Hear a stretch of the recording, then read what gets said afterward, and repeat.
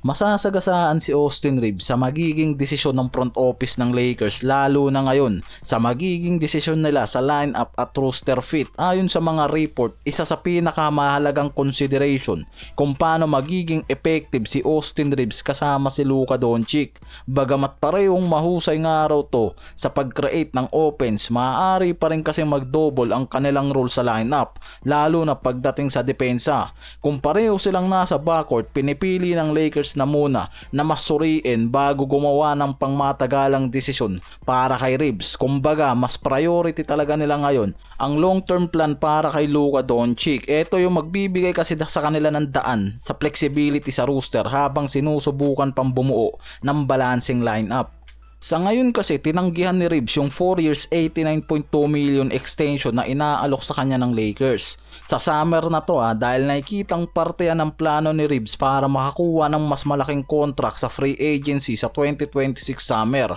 Sa isang survey na nilabas ng Lakers sa SB Nation na nagpapakita nga mismo na 61% halos ng Lakers fans ang mas pabor sa pag-trade ni Reeves dahil mismo sa 30 million salary demands at underwhelming nga raw na playoffs performance niya. Yan mismo yung nagbibigay ng alinlangan sa fanbase mismo ng LA Lakers. Pero kasi may mga analyst, especially itong si Jovan Buha nga yung nagsasabi sa ESPN na naniniwala yan na si Reeves mananatili sa Lakers at mabibigyan yan ng 30 to 35 million per year salary katulad ng dinidemand niya na contract dahil nga nakikitang mahalaga si Reeves bilang versatile offensive player na gustong panatilihin ng Lakers sa lineup nila na magiging backcourt mate nitong si Luka Doncic sa kanilang magiging future. Pero since kasi nang makuha ng Lakers si Marcus Smart ngayong offseason, ang daming lumitaw ngayon na katanungan mismo base sa mga NBA insider kahit sa mga fanbase kung ano talaga yung magiging pwesto o role nitong si Austin Reeves sa starting lineup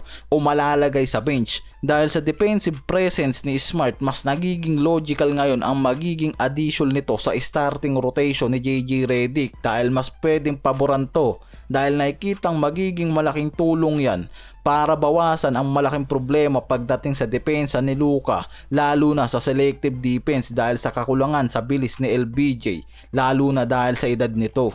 Kaya yung pagpasok ni Smart sa starting lineup ang possible magdulot ng pagbabago sa posisyon mismo ng araw nitong si Austin Reeves at bumagsak yan sa bench dahil nga mas nakikitang kakailanganin talaga ng Lakers yung versatility nitong si Austin Reeves bilang third option player at mahusay na backcourt. Kaya nakikita rin ng mga analyst na pwede pa rin talagang mas maging effective to pagdating nga sa starting at maging backcourt duo kay Luka. Mas kailangan ng Lakers na i-priority si Reeves sa starting at huwag gamitin bilang bench. Yan ngayon yung base sa mga analyst. Nabubuo naman ngayon yung potential reunion nitong si Marcus Smart at Robert Williams III sa Lakers. Sa ngayong report kasi sinusubukan na pala ng Lakers na i-monitor ang availability nitong si Williams sa trade para sa Portland. Sa report kasi ngayon mga pare ko sa The Sporting News, isang trade proposal ngayon ang nilalabas ng Lakers para kay Robert Williams III na maaari nilang gamitin sa trade si Maxi Kleber plus Gabe Vincent at isang future second round pick na mabibigay sa Portland para lang makuha itong si Williams.